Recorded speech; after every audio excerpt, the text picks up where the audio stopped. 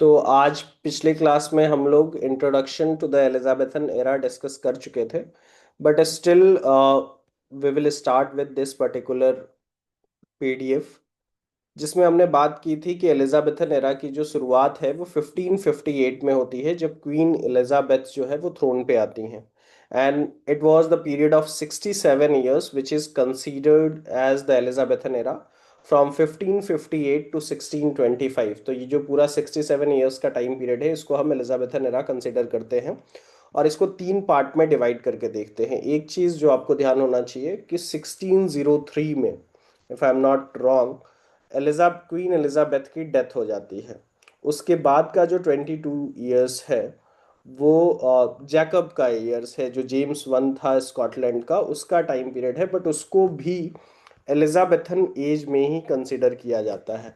इसके पीछे का रीज़न बहुत सिंपल है कि जो एलिजाबेथन एज का इम्पैक्ट था वो उस समय तक भी बना रहा है एग्जैक्टली exactly। तो डेट इज़ वाई ये जो लास्ट के 22 ईयर्स है, इस समय क्वीन एलिजाबेथ थ्रोन पे नहीं थी, but still this is included in the Elizabethan period, और this is considered as the Elizabethan age by most of the historians. हालांकि इसको अलग से भी जो एक नाम दिया जाता है, विच इज जैकोबियन पीरियड।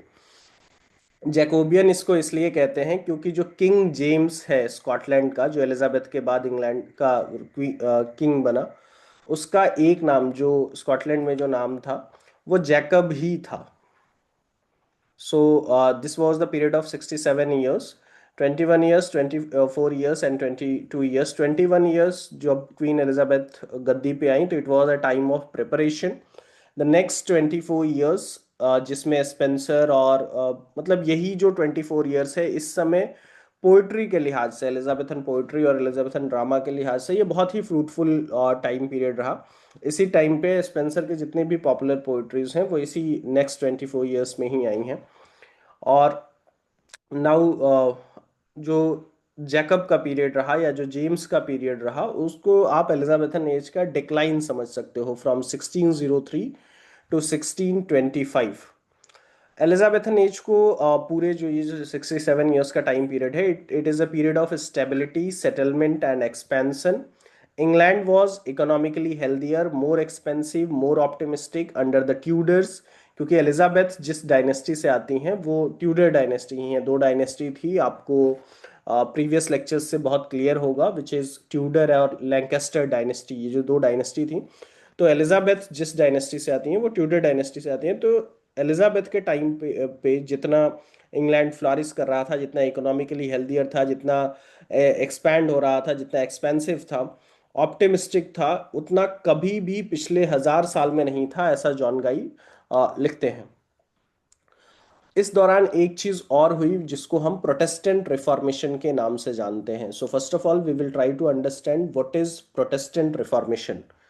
एक चीज जो आपको क्लियर होना चाहिए कि क्रिश्चियन धर्म में या क्रिश्चियनिटी में दो तरह के लोग, मतलब क्रिश्चियनिटी जो है वो दो पार्ट में डिवाइड होगी। पहला जिसको कि कैथोलिक कहा गया, और जो दूसरा है वो प्रोटेस्टेंट कहलाए।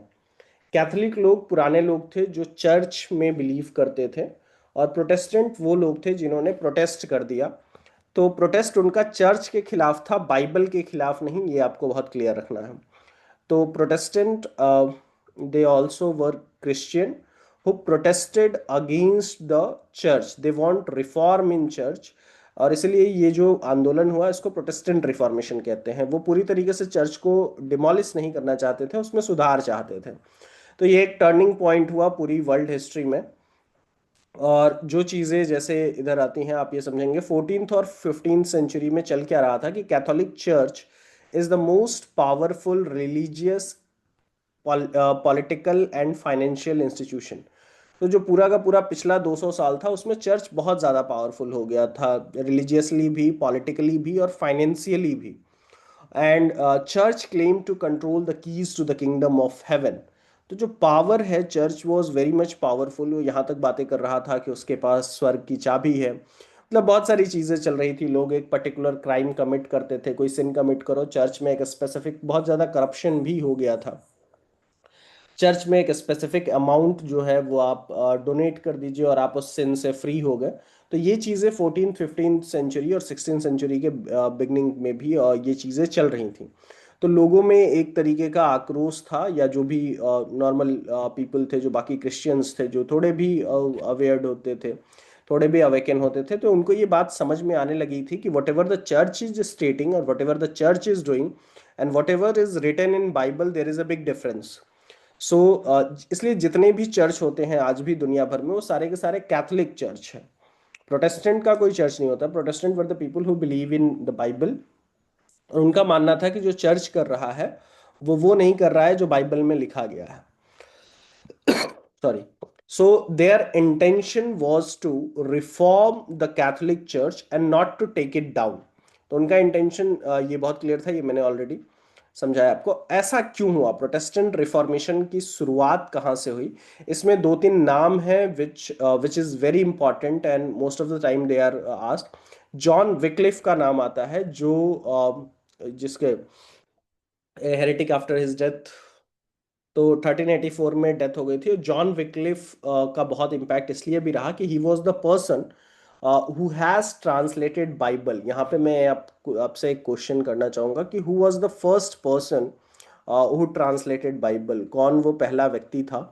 You can answer in the chat box और you can directly answer here, जिसने बाइबल का ट्रांसलेशन किया। जॉन विक्लिफ ही पहला नाम आता है। बाइबल की एक पूरी ट्रेजेक्ट्री हम देखेंगे, बहुत अलग अलग लोग थे जिन्होंने जो है वो बाइबल के ट्रांसलेशन किए। और सबसे लास्ट में यही जो किंग जेम्स है, जिसको हमने जैकब कहा, जो एलिजाबेथ के क्वीन एलिजाबेथ के बाद जो राजा बनता है, उसने एक टीम हायर की, बहुत सारे जो स्कॉलर्स थे उनको हायर किया, लगभग अराउंड 50 स्कॉलर्स वर देयर। और उन लोगों ने बाइबल को ट्रांसलेट किया, जिसको हम ऑथराइज्ड वर्जन ऑफ बाइबल और the king James version of the Bible कहा जाता है। तो और बाइबल का ट्रांसलेशन इसलिए भी इंपॉर्टेंट है कि बाइबल जैसे ही लैटिन से इंग्लिश में ट्रांसलेट हो गया, people get to know that the church is not running according to the Bible, or whatever the church is stating is not according to the Bible। ये translation की वजह से ही हो पाया। इस टाइम में विलियम टिंडल किया था ना? हाँ, टिंडल है, कोवरडेल है, फिर विक्लिफ है। इन सबकी एक पूरी ट्राजेक्ट्री है जो हम लोग इसी में आगे देखेंगे, और सबकी क्रोनोलॉजी पता तो हो। एलिजाबेथन के टाइम पे वो किया था विलियम टिंडल। हाँ, एलिजाबेथन एज में विलियम टिंडल किया था। बट पहला जो था वो जॉन विक्लिफ ही था। उसकी डेथ हो गई हम्म। थी, और उसके ट्रांसलेशन का भी इम्पैक्ट है, इसलिए हम जॉन विक्लिफ को यहाँ मेंशन कर रहे हैं। प्रोटेस्टेंट रिफॉर्मेशन में जॉन विक्लिफ का मतलब कंट्रीब्यूशन है। And next one is Martin Luther. Martin Luther is a German monk. Luther's 95 thesis against the sale of papal indulgence, reformation and excommunication. तो उसने बहुत सारे थीसिस, वो इसी तरीके से जैसे पैम्फलेट्स होते थे उसी तरीके से, तो उसने बहुत सारा कुछ ऐसा लिखा जो जो चर्च कर रहा था उसके खिलाफ था, या उसके रिफॉर्मेशन के लिए था। फॉर एग्जाम्पल, उसने ये बहुत चीज़ें समझाने में उसका बहुत बड़ा रोल रहा कि बाइबल में बहुत क्लियरली मेंशन किया गया है कि forgiveness through faith and grace, कि आपको माफी फेथ और ग्रेस के जरिए मिलेगी। और चर्च कह रहा था कि forgiveness through the sale of indulgence, आप एक अमाउंट जमा करा दीजिए, कुछ डोनेट कर दीजिए, डेट इज, या कुछ चर्च के लिए कर दीजिए। So condemned this contradictory teaching and corruption, this was being done by Martin Luther. तो अगर इस तरीके के ऑब्जेक्टिव क्वेश्चंस आते हैं कि प्रोटेस्टेंट रिफॉर्मेशन में किन लोगों का कंट्रीब्यूशन था, या एलिमिनेट करने के लिए कई बार आता है, तो आपको ये दो नाम एकदम याद रखने होंगे कि जॉन विक्लिफ। टिंडेल का नाम आपने बताया, वो भी बाइबल के ट्रांसलेशन में एग्जिस्ट करेंगे, हम लोग बाइबल की पूरी ट्राइजेक्टरी पढ़ेंगे। विलियम टिंडेल, फिर कोवरडेल का नाम आएगा, लेकिन विक्लिफ सबसे पहले होंगे। उसके बाद जो मार्टिन लूथर है, मार्टिन लूथर का हमने देख लिया, तो इन दोनों का कंट्रीब्यूशन काफी रहा। नाउ इसके अलावा जब आप बात करेंगे विलियम टिंडेल, जिसके बारे में अभी डिस्कस किया हम लोगों ने, he was also burn to death in 1535 because Bible translation from original Hebrew and Greek इसने ये किया था। और ये टिंडेल का लैटिन टू ग्रीक था, ये ध्यान रखिएगा। तो हिब्रू और ग्रीक से बाइबल का ट्रांसलेशन विलियम टिंडेल ने किया, and he influenced the latter translation, उसने आगे के। फिर उसके बाद एक और, तो William Tyndale is the name of William Tyndale is also important. And the next name which is important is Erasmus. Erasmus was also a Dutch monk. Martin Luther का नाम याद रखिएगा, वो जर्मन मॉन्क था। Erasmus was the Dutch monk, and he also rejected all the Catholic monasticism, ये जो पूरी की पूरी ये लोग मोनेस्ट्री चलाते थे, जैसे बुद्धों की मोनेस्ट्री चलती है आजकल, और condemned corruption, return to the values and habits of early church. तो इरास्मस ने भी पूरी तरीके से उसको कंडेम किया और ये बताया कि जो पहले चर्च जिस तरीके से चल रहा था वो ज्यादा बेटर था, बजाय इसके कि yes Shivangi, John Wycliffe Bible in 1382 and William Tyndale in 1525। उसके 10 साल बाद इसको जला के मार दिया गया। विक्लिफ का 14th सेंचुरी के एंड में था, आप लोग ध्यान रखेंगे, 1382, and William Tyndale in 1525, right. पूरी ट्रेजेक्ट्री वैसे हम लोग पढ़ेंगे बाइबल की। So England was slow to question the established church. When it finally did, it broke away from the church. तो शुरू में इसको ये वाली लाइन का मतलब सिंपल सा इतना ही है कि शुरू में लोग चर्च के खिलाफ कुछ भी बोलने से, थोड़ा बहुत भी बोलने से, मतलब थोड़ा भी क्वेश्चन, बिल्कुल भी क्वेश्चन नहीं किया जाता था। चर्च वाज द थिंग कि जिसके अगेंस्ट आप बिल्कुल क्वेश्चन नहीं कर सकते, कोई नहीं करता था। बट जब इंग्लैंड ने चर्च को क्वेश्चन किया तो पूरी तरीके से किया, it broke away from the church. और प्रोटेस्टेंट लोगों ने अपने चर्च तक नहीं बनाए, ये आपको समझना चाहिए। Now coming back to the political history from 1487 to 1558, इस समय तक क्या चल रहा था, क्योंकि अगर आप ध्यान से समझें कि 1558 is the year in which Elizabeth was crowned, तो वो महारानी बनी थी इसी टाइम में। तो इस समय तक, उसके पहले 1487 से लेकर के 1558 तक, यानी कि पिछले लगभग 70 कितना ईयर्स हो जाएगा, 58 एंड 13, 71 ईयर्स, तो लग अराउंड 70 ईयर्स में क्या चल रहा था, पिछले 70 ईयर्स एलिजाबेथ के क्वीन बनने से पहले क्या चल रहा था, उसको हमको थोड़ा सा समझना होगा। So the event leading up to the English Reformation closely bound with the personal affairs of Henry eight. कहानी शुरू होती है हेनरी एट से, जो मतलब अगर उस ट्यूडर डायनेस्टी को देखें तो उसमें एक किंग हुआ करता था which was known as Henry eight, and the marriage of Henry eight, a defender of Catholic faith and church. तो जब the story of a breakup, church of England versus the Roman Catholic church, इसको भी समझना है। यहाँ पे दो चीजें समझनी है आपको, यानी कि हम लोग एलिजाबेथन एज की शुरुआत जो है वो 1558 से होती है, when Queen Elizabeth became the queen, और when Elizabeth became the queen actually.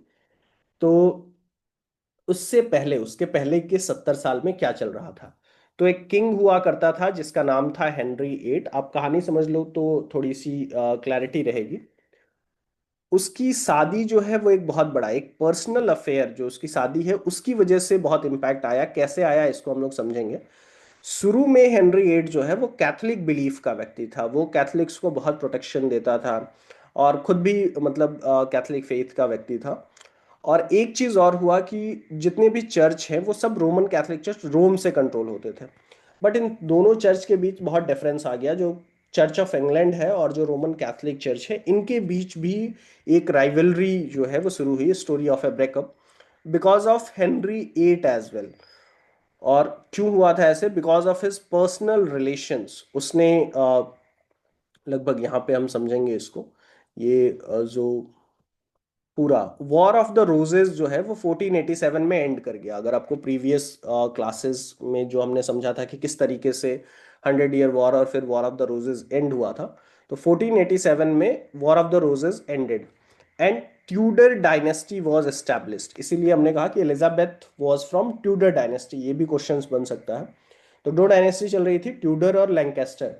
तो एलिजाबेथ जो है वो ट्यूडर डायनेस्टी से थी और हेनरी एट राजा बना। हेनरी एट के 4 ऑफ स्प्रिंग्स थे, 4 संतानें उसकी थी। The first one is Arthur who died early, और उसने स्पेन की एक प्रिंसेस कैथरीन से शादी की थी। इस पूरे चार्ट को हम लोग समझते हैं, just give me a moment.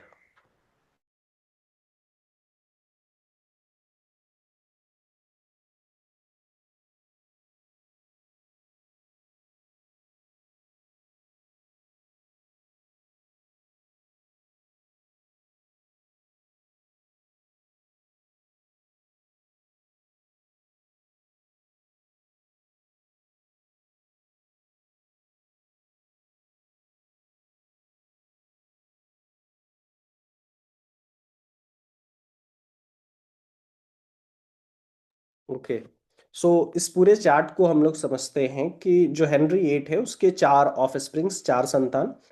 सबसे बड़ा जो था वो आर्थर था, सेकंड उसकी बेटी थी मार्गरेट, थर्ड मेरी थी, और फोर्थ जो है वो हेनरी एट था। This is the Henry eight who becomes king after Henry seven. यहाँ पे ये हेनरी सेवन है, सॉरी। तो ट्यूडर डायनेस्टी हेनरी सेवन से शुरू होती है। हेनरी सेवन के बाद जो राजा बना वो हेनरी एट बना। हालांकि ये सबसे छोटा था और इसके राजा बनने के चांसेस नहीं थे, पर कैसे हुए, क्योंकि आर्थर जो था वो उसकी मौत बहुत जल्दी हो गई। हालांकि उसने शादी की थी कैथरीन से। हेनरी एट ने अपनी भाभी यानी कि ब्रदर इन लॉ आर्थर की जो वाइफ थी कैथरीन, उससे शादी कर ली। मार्गरेट और मेरी ये दोनों डॉटर्स थी। Margaret got married with James four of Scotland, और इसी जेम्स फोर का बेटा था, ये समझना जरूरी है। इसी जेम्स फोर का जो सन था वो जेम्स वन था, जो आगे चल करके एलिजाबेथ के बाद राजा बनता है। यानी कि हेनरी सेवन की डॉटर का सन, ये ध्यान रखना। तो हेनरी सेवन की डॉटर का सन जो है यही जेम्स वन आगे चल करके इंग्लैंड का फिर राजा बनेगा आफ्टर एलिजाबेथ। तो मार्गरेट की शादी हो गई स्कॉटलैंड में जेम्स फोर से। और मेरी जो है वो क्वीन ऑफ फ्रांस थी, उसकी लुई ट्वेल्व से, फ्रांस के राजा से शादी हो गई उसकी। तो एक की शादी है स्कॉटलैंड, एक का मैरिज फ्रांस में। और हेनरी एट जो है वो राजा बन गया after the death of Arthur. बहुत सारी कॉन्स्पिरेसी चलती है कि हेनरी एट, ये हिस्टोरियंस के अलग अलग व्यू पॉइंट है, इसमें क्वेश्चंस नहीं बनेंगे, इंपॉर्टेंट नहीं है, बट ऐसी कॉन्स्पिरेसी भी हिस्टोरियंस लिखते हैं कि हेनरी एट ने ही आर्थर को मरवाया था या ऐसा कुछ, वो बहुत जल्दी उसकी मौत हो गई। तो Henry eight married actually six times, और छह शादियां हुई। He has six wifes. The first one is Catherine, who was the wife of his elder brother. Catherine से उसका डिवोर्स हो गया, 20 साल तक ये शादी चली, और उसकी एक बेटी हुई उससे, मेरी वन। तो ये मेरी फर्स्ट। फिर एन बोलियन, इसको भी बिहेड करवा दिया गया, और इसी की बेटी थी Elizabeth first. Now what we need to understand, Elizabeth first was born in 1533 and Mary was born in 1516. So Mary first was elder to Elizabeth first, and Henry VIII, ये एक चीज और जो समझना है, Henry eight was of Catholic belief, but Elizabeth was with Protestants आगे चल करके। तो ये आपको समझना होगा। और एन बोइंग की ये बेटी थी। फिर जेन सिमर से भी उसकी शादी हुई। सी ऑल्सो डाइज इन 1537। ये तीन शादियां, पहली तीन शादियां हुई।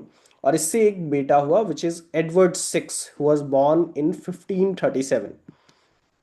तो अगर आप ध्यान से समझें कि हेनरी एट के बाद जो राजा बनना चाहिए था, क्योंकि एक ही बेटा है एडवर्ड सिक्स, उसको बनना था, but Edward six was not capable. पहले उसको राजा बनाया गया था और वो बहुत कम समय के बाद उसको, उसकी भी डेथ हो जाती है, वो बीमार था। तो फिर मेरी बनती है, और एलिजाबेथ जिनके क्वीन बनने की कोई चांसेस नहीं थे।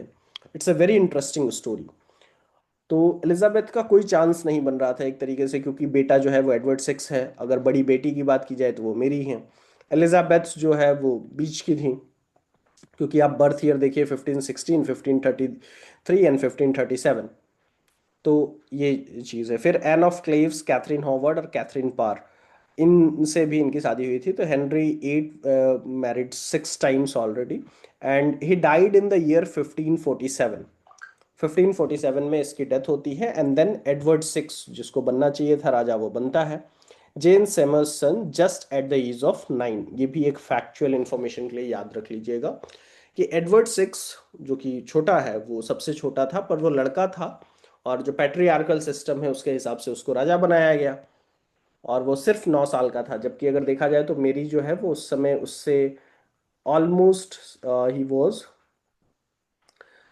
18 19 ईयर्स एल्डो, जो मेरी थी, पर उसको नहीं बनाया गया। और एडवर्ड सिक्स जो है वो राजा बना just at the age of 9। और फिर जेन ग्रे को राजा बनाया गया just for 9 days. Jane Grey एक रॉयल फैमिली का था, वो इंपॉर्टेंट नहीं है। एंड देन मेरी फर्स्ट को क्वीन घोषित किया जाता है। She tries to establish Catholicism. जो मेरी फर्स्ट है वो भी कैथोलिक थी, and she tries to establish Catholicism, but she become quite unpopular and lost the crown, क्योंकि उस समय प्रोटेस्टेंट रिफॉर्मेशन चल रहा था, लोग ये समझ चुके थे। And they were not in the favour of Catholicism, तो लोग कैथोलिक के साथ बिल्कुल नहीं थे, and that is why Mary one become unpopular, and this is how Queen Elizabeth or Elizabeth became the queen. तो काफ़ी इंटरेस्टिंग स्टोरी है। आई होप ये चीज़ें आपको समझ में आई होंगी, इसमें कोई कंफ्यूजन नहीं होना चाहिए, ये चार्ट आपको पता होना चाहिए।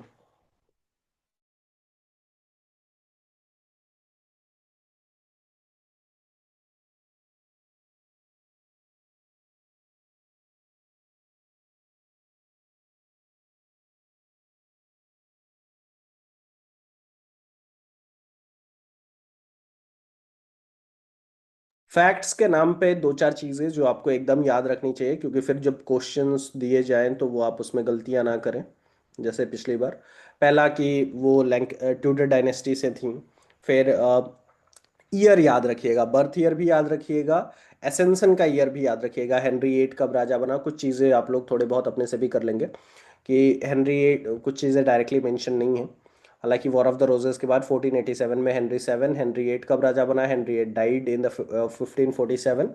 फिर ये Edward six was crowned in the year 1547, and just at the age of 9, and after few 1547 के बाद अगर कायदे से देखें तो एलिजाबेथ 1558 में बनती हैं। तो it was a period of 11 years, तो वो 11 ईयर्स अपने आप में उसकी एक अलग हिस्ट्री है कि जब एडवर्ड सिक्स और जॉन ग्रे की 11 ईयर्स तो ऐसे ही चला ना। और उस बीच में ये तीनों लोग, Edward six, John grey and मेरी फर्स्ट बिकेम इन 1553। तो 1553 से लेकर के 1558 तक, तो जो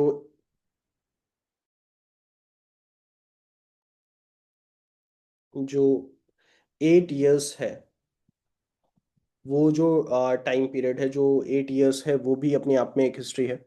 तो सॉरी, 1553 से 58 तक जो 5 ईयर्स है वो मेरी फर्स्ट रही। तो ये चीज़ें आपको समझना होगा, और क्रोनोलॉजी वाइज थोड़ी चीज़ें ध्यान रखेंगे आप लोग। Now Elizabeth first crowned in the year 1559 यहाँ पे लिखा हुआ है। मोस्ट ऑफ द जगहों पे 1558 लिखा हुआ मिलता है। और तो थोड़ा सा ये आपको ध्यान रखना है, ये कंफर्म कर लीजिएगा, हालांकि ये एडवर्ड एल्बर्ट की बुक से ही है।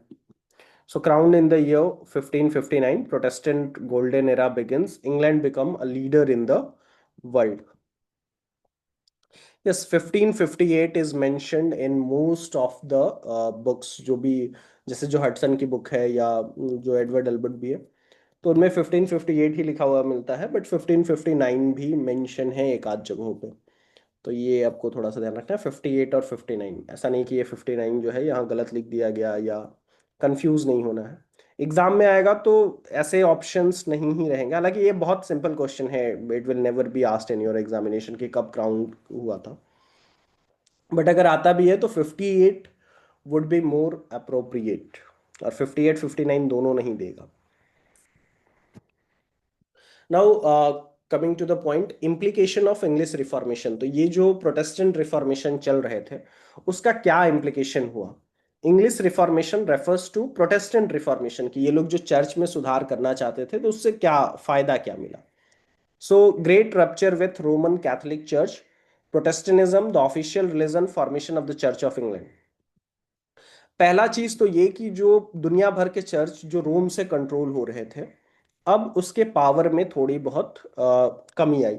इंग्लैंड का चर्च रोम के चर्च से अब अलग हो चुका था, तो formation of the church of England, it was not being controlled by the Roman church now.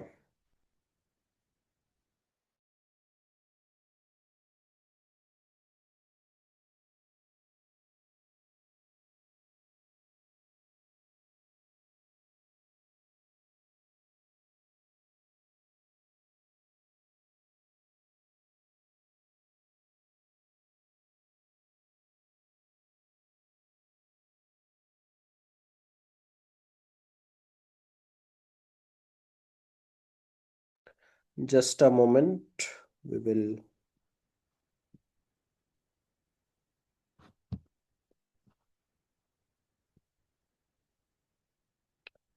तो हम लोग जो है इसमें पहली चीज तो ये हुई कि जो रोमन कैथोलिक चर्च थे वो अब इंग्लैंड के चर्च को कंट्रोल नहीं कर रहे थे। तो एक बहुत बड़ा शिफ्ट आ चुका था, great rupture from the Roman Catholic church.